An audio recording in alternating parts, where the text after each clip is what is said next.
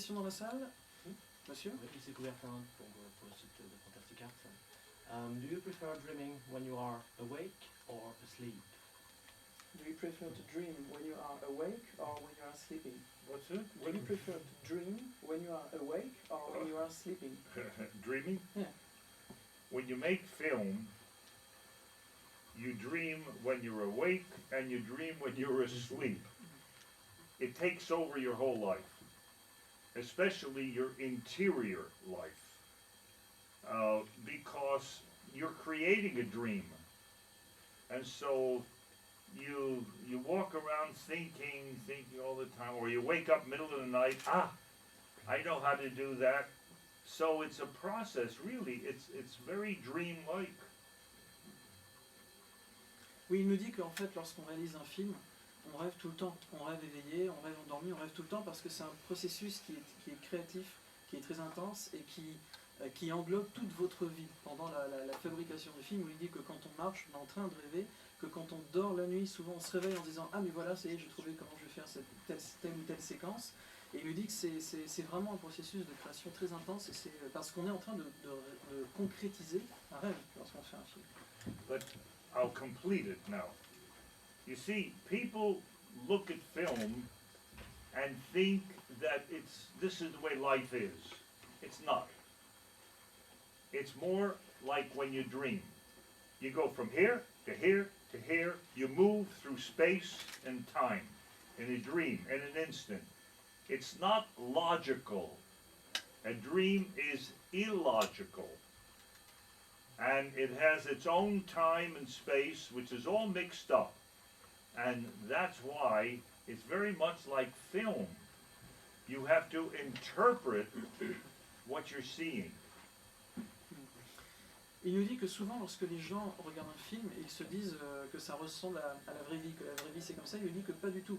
En ce qui le concerne, ce n'est pas l'image qu'il se donne d'un film. Pour lui, au contraire, un film est vraiment très très proche du rêve. Parce que quand on regarde bien un rêve, c'est quelque chose de complètement abstrait dans lequel un rêve possède son propre temps, possède son propre espace, et le temps et l'espace dans le rêve sont mélangés. Et quelque part, c'est un peu comme un film. Dans un film, le temps et l'espace sont complètement mélangés, remixés, remélangés et interprétés. Il nous dit qu'il faut vraiment interpréter un film comme on interprète un rêve un peu quelque part. Donc pour lui, c'est vraiment intimement lié. Une autre question dans la salle? Oui. C'est une question pour faire le lien en fait avec l'Empire contre-attaque. Il y a une scène en fait qui exprime bien en fait ce qu'il a pu faire sur le film, je crois, c'est la scène où Harrison Ford va être cryogénisé ou mis dans le carbone. En fait, ce jour-là, il a eu envie vraiment de changer complètement la scène, le rapport entre les personnages. Ça a mené à des petites disputes avec Carrie Fisher, Billy D. Williams, mais finalement il y a tenu, en même temps il a redéfini le décor. Est-ce qu'ici il s'en souvient, est-ce qu'il peut nous en parler? That's an interesting sequence for me. First of all, there was never an argument. You can tell him that. Never. It was the easiest film for me to do with the actors. Whatever I wanted to do, I told them, and they did it. And Harrison was like a little baby. He was perfect. And of course, Mark, whatever you wanted, he would do. So I had no problem with the actors. However, I did have a problem. I had two problems on that thing. When I sent Harrison down to the shop, the plastic shop, to make the slab, and it came back finished, and this is what it looked like. Look. Well, that's not the character of Han Solo. Han Solo would fight to the end. So I said, you go back and tell them this is what you want. You're pushing out. You want to get away. You want to kill the bastards, you see. So they remade it. That's the first problem. Alors il nous dit que c'est une séquence intéressante effectivement pour lui, et il s'en rappelle précisément. Tout d'abord, il veut rétablir la vérité. Il n'y a jamais eu de dispute sur l'Empire contre-attaque avec les acteurs. Au contraire, il nous dit qu'en termes de travail avec les acteurs, c'est le film qui a été le plus facile pour lui à réaliser. Il nous dit que tout ce qu'il a demandé aux acteurs, en fait, ils l'ont fait très simplement, très rapidement. Harrison Ford était un véritable bébé. C'était très agréable. Marc Hamill, il suffisait de lui dire n'importe quoi, il le faisait. Donc vraiment, aucun problème avec les acteurs, mais c'est vrai qu'il se rappelle avoir eu 2 problèmes. Le premier de ces problèmes, c'est lorsqu'il a emmené Harrison Ford à la partie en fait, du tournage qui s'occupait de fabriquer tous les moules en plastique, etc. Il a envoyé Harrison Ford là-bas pour faire le fameux moule donc, de cette tranche de carbonite qui allait servir au film. Et puis lorsque la planche était réalisée, il est venu la voir. Et là en fait la planche, il nous l'a mimé, Harrison Ford était comme ça, très statique. Et à ce moment-là, il lui a dit, ça va pas. Parce que le personnage Han Solo ne se laisserait pas faire comme ça. Au contraire, il aurait tendance à vouloir sortir du cadre, il aurait tendance à vouloir se bagarrer avec les personnes qui sont en face de lui. Et donc il nous dit, il ne se laisserait pas faire. Voilà. Donc il nous dit, il faut absolument que tu retournes donc, au magasin des plastiques qui s'occupaient donc des moules en plastique du tournage et que tu leur dises non, maintenant j'en veux un autre, mais comme ça on a vraiment l'impression qu'il a envie de sortir de ce bloc gelé. Now, the big problem came before that moment. They were 35 probably feet up in the air on a black set. And he had to go into the chamber, the freezing chamber. And the queen, the princess, says to him, I love you, as he's being pulled away. And he says,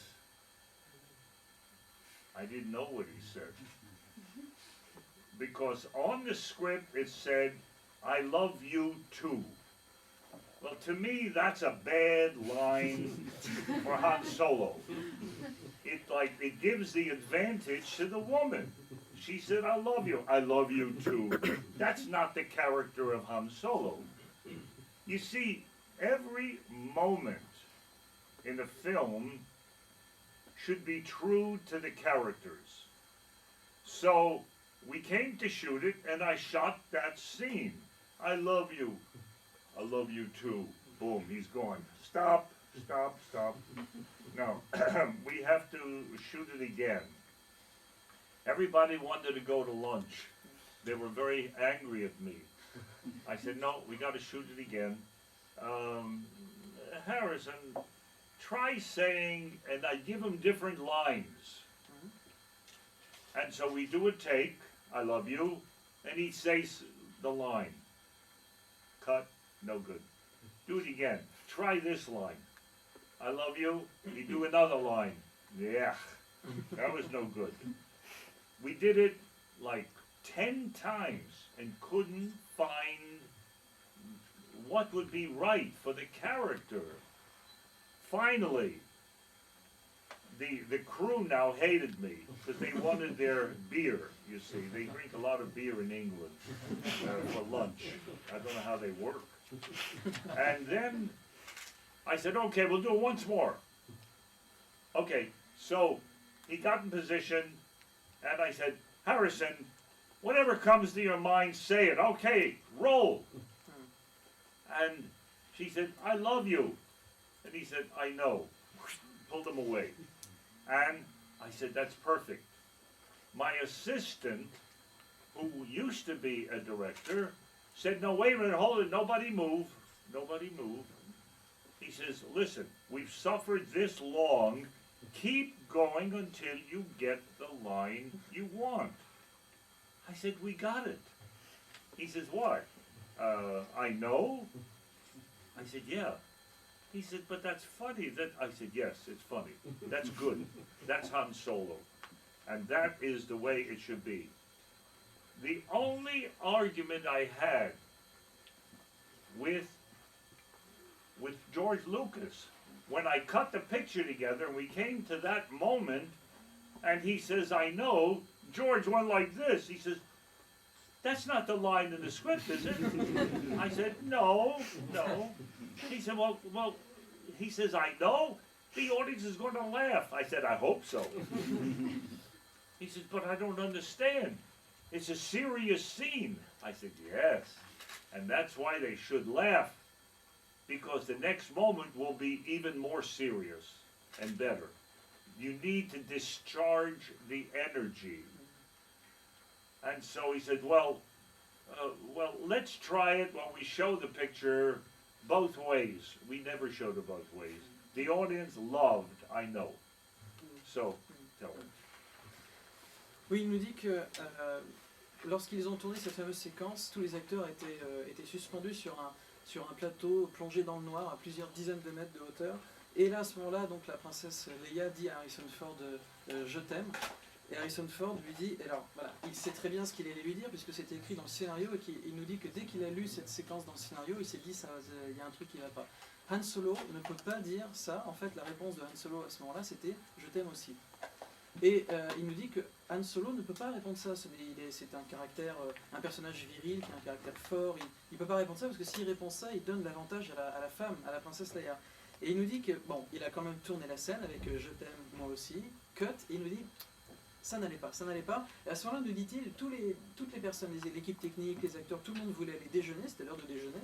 Et lui il dit non, on va rester, on va la refaire, on va tester d'autres répliques, on va faire d'autres essais. Et donc voilà, il a trouvé quelques répliques comme ça qu'il a donné à Harrison Ford. Ils ont tourné une première fois, encore une fois, donc la séquence avec une des fameuses répliques supplémentaires. Cut, ça va pas. Voilà, il dit non, on va continuer, c'est pas grave. Et là, évidemment, à ce moment-là, au bout de 2, 3, 4, 5, 10 fois, 10 répliques différentes, toute l'équipe technique commençait réellement à le haïr. Il voulait partir manger, il voulait boire de la bière, nous dit-il, parce qu'on boit beaucoup de bière en Angleterre, et donc c'est quelque chose qui était très sacré pour eux. Et l'ambiance commençait à être vraiment tendue. Tant et si bien qu'à un moment donné, Irvin nous dit à Harrison Ford, écoute, tu sais quoi, on va laisser tourner la caméra, tu dis ce que tu veux, la première chose qui te passe par la tête, ce que tu veux, n'importe quoi. On commence la séquence, le film se tourne, la princesse Leia lui dit je t'aime, et lui il dit je sais. Et là, cut, et il s'est dit ça y est, c'est bon, j'ai la réplique, c'est parfait, c'est exactement ce que Harrison Ford, ce que Han Solo aurait dû dire à ce moment-là à la princesse Leia. Et là, son premier assistant, qui était également réalisateur, lui dit non, mais non, puisqu'on est bien parti, on va encore en faire d'autres essais jusqu'à ce que tu aies exactement ce dont tu as besoin. Et là, il y a eu un dialogue, il lui a dit mais ça y est, j'ai ce dont j'ai besoin, c'est la réplique parfaite. Et l'assistant lui dit mais je sais, mais ça va pas du tout, c'est drôle, c'est marrant, c'est pas... Et il lui dit justement, c'est ça, c'est drôle, et c'est ce que je veux. Et donc il a gardé cette séquence. Et il nous dit que il y a eu un petit moment de dispute, un petit moment de tension, quelques mois plus tard, lorsqu'il est passé à la séquence du montage, il a fait un bout à bout donc, de l'Empire contre-attaque, et qu'il l'a fait voir à George Lucas.